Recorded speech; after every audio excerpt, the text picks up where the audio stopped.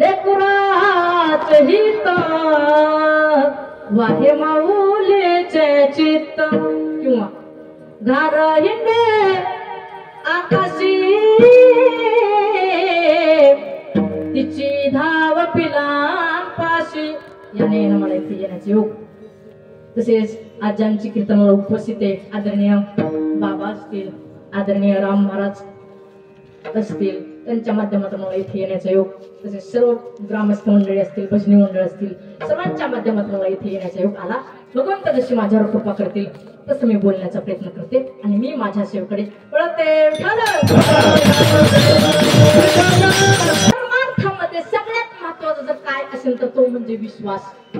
विश्वासा इतकी परमार्थामध्ये कोणत्याच गोष्टीला किंमत नाही. टाळाला किंमत आहे मान्य, माळाला किंमत आहे मान्य, भुक्याला किंमत आहे मान्य, विण्याला किंमत आहे, पण विश्वास जर नसेल तर कशालाच किंमत नाही. आणि विश्वास जर असेल तर सगळ्या गोष्टीला किंमत आहे. अरे ऐका, वारकरी संप्रदायामध्ये श्रद्धा आणि विश्वास, श्रद्धा म्हणजे पार्वती आणि विश्वास म्हणजे महादेव. श्रद्धेपेक्षा विश्वासाला जास्त किंमत आहे. शेवटच्या श्वासापर्यंत निष्ठा ठेवत नाही त्याला विश्वास म्हणतायत.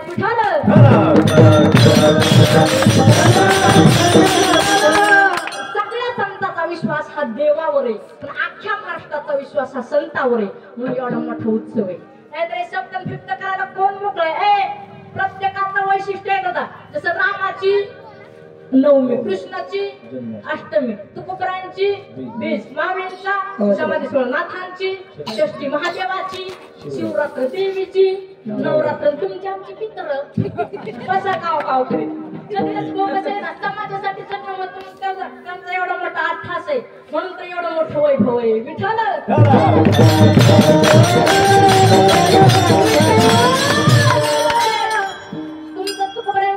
विश्वास आहे ना, लागून या पाया विनवितो तुम्हाला, करे टाळी बोला मुखी नाम. महाराज मध्ये फायदा काय? मुखी नाम हाती मोक्ष ऐशी साक्ष भूतांची. आणि म्हणून तर जोरदार टाळी वाजवायची. विठ्ठल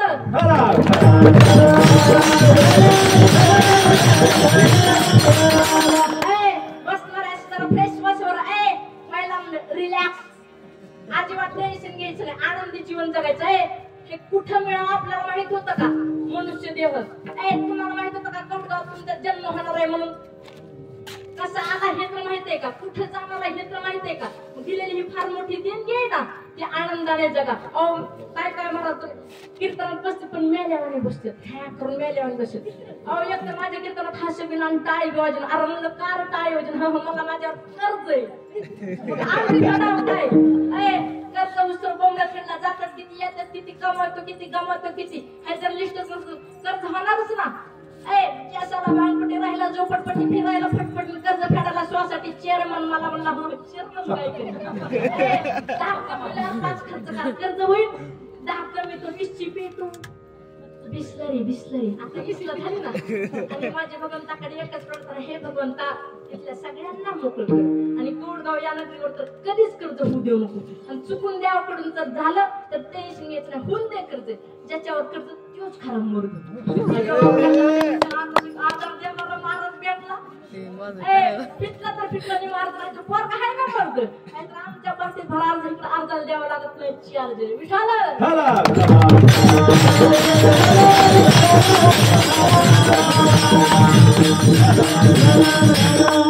तुमचा तुपर्यंत शब्दावर विश्वास आहे ना, म्हणून जोरदार टाळी वाजवायची. विठाल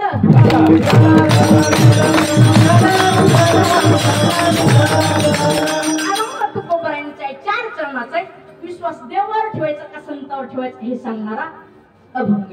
मग विश्वास संतावर कसा ठेवा? ऐका, उदाहरण देते. 700 वर्षापूर्वीची कथा.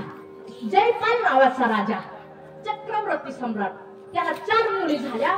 पण धर्मपत्नीला सांगितलं आता 5व्या वेळेस जर मुलगी झाली तर तू जिवंत राहू शकणार नाही. 700 वर्षापूर्वीच्या माणसाचे विचार आहेत, त्यात अजून बदल झाला नाही. मग मागासलेले एवढे माणसाचे विचार काय फरक आहे मुलांमध्ये मुलीमध्ये?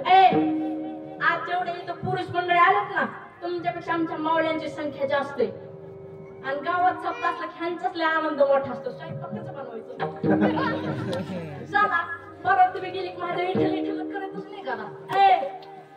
कोणत्या क्षेत्रात महिला कमी, कोणत्या क्षेत्र बघा मुली टॉपला आहेत.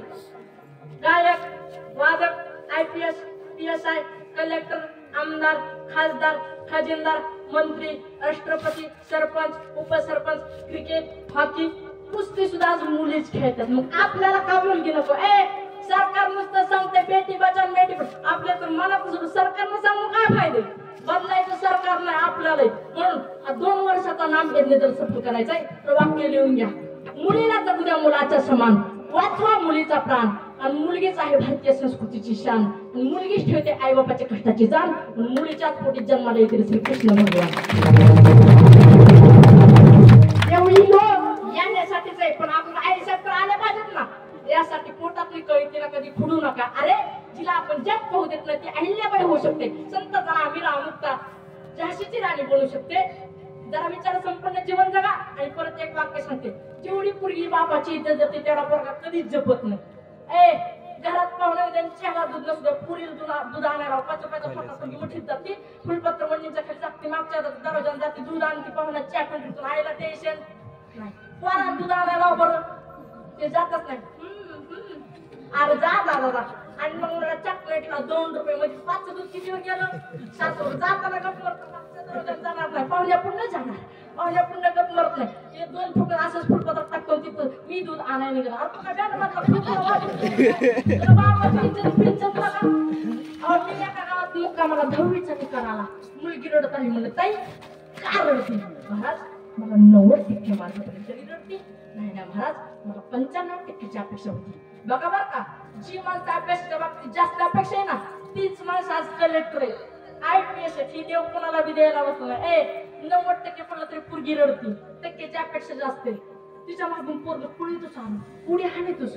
मी आपल्याला वाट्यावर बसले होते. आणून 5 मिनिट एकच पडत खाली जाणं वरण ठोका टाकला खाली पडलं. म्हणलं लय खुश आहे. मला निकाल लय निकाल म्हणलं पीड वाटते 5 झालं वाटतं 5. अभ्यासच तसा असतो. म्हणलं किती पडले? म्हणला 36. एकच असतात तर इतकं खुश आहे. ही मुला मुलीत फरक आहे म्हणून तुम्ही सावध राहा. विठाल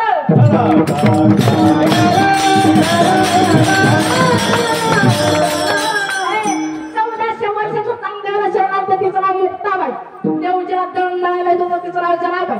पायात कथा म्हणत रे वाकाच कधी प्रेम कमी झालंय तिचं नाव जिजाबाई. शिक्षणाची गंगाजीने घर घर पोहोचत तिचं नाव सावित्रीबाई. 1.5 लाख सैनिक एकाच पत्रात माघारी पाठवत तिचं अहिल्याबाई. छत्रपती जिने जगाला दान दिलं तिचं नाव जिजाऊ आहे. म्हणून तुम्ही इथं आल्याला जिजाईच आहेत. आणि म्हणून तर माझ्या भगवंताच्या दरबारात इतक्या मोठ्या अंतकरणाने आलाय.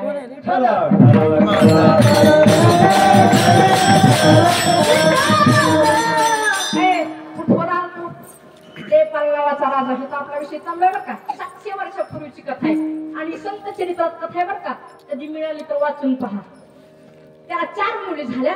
पण धर्मपत्नीला सांगितलं होतं आता 5व्या वेळी जर मुलगी झाली तर तू जिवंत राहू शकणार नाही. पण काय बघून ते एखाद्याची परीक्षा देतो. 5व्या वेळेस ही मुलगीच झाली. पण राणीनं विचार केला हे जर राजाला कळलं तर आपल्याला सुळावर दिल्याशिवाय राहणार नाही. राणीने मुलीलाच मुलाचा ड्रेस घातला.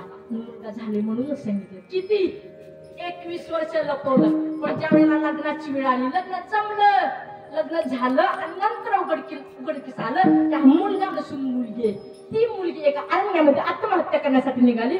दुसरं टोक झाडाला बांधले, फास गळ्याला अडकवलाय आणि उडी घेणार. तेवढ्यात आवाज ऐकू आला रामकृष्ण हरी जय जय रामकृष्ण हरी हरी जय जय रामकृष्ण हरी रामकृष्ण हरी रामकृष्ण हरी रामकृष्ण हरी जय जय रामकृष्ण हरी रामकृष्ण हरी जय जय रामकृष्ण हरी रामकृष्ण हरी जय जय रामकृष्ण हरी रामकृष्ण हरी जय जय रामकृष्ण हरी रामकृष्ण हरी जय जय रामकृष्ण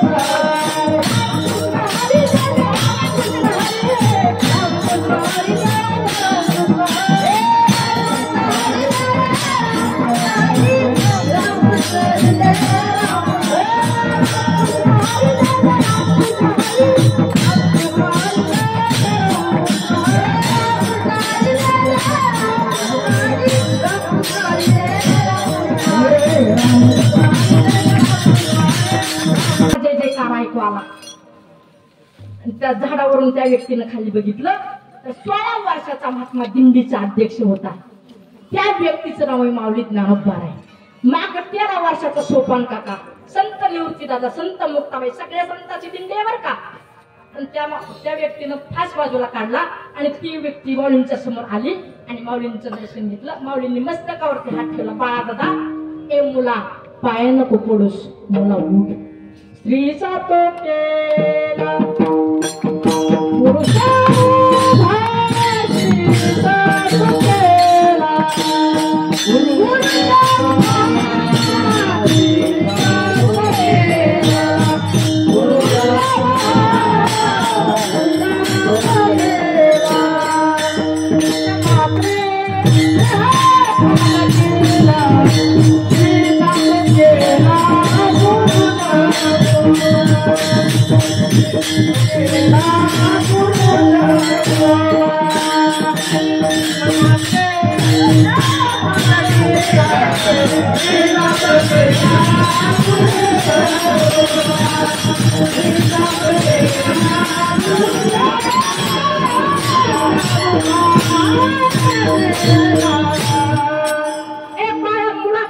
उठ म्हटल्यानंतर ती व्यक्ती उठून उभी राहिली आणि उठून उभ्या राहिल्यानंतर त्या व्यक्तीने स्मित हास्य केलं. माऊली, मी मुक्ताबाईंचं स्वरूप आहे, मी आपलं स्वरूप नाही, मी मुलगी.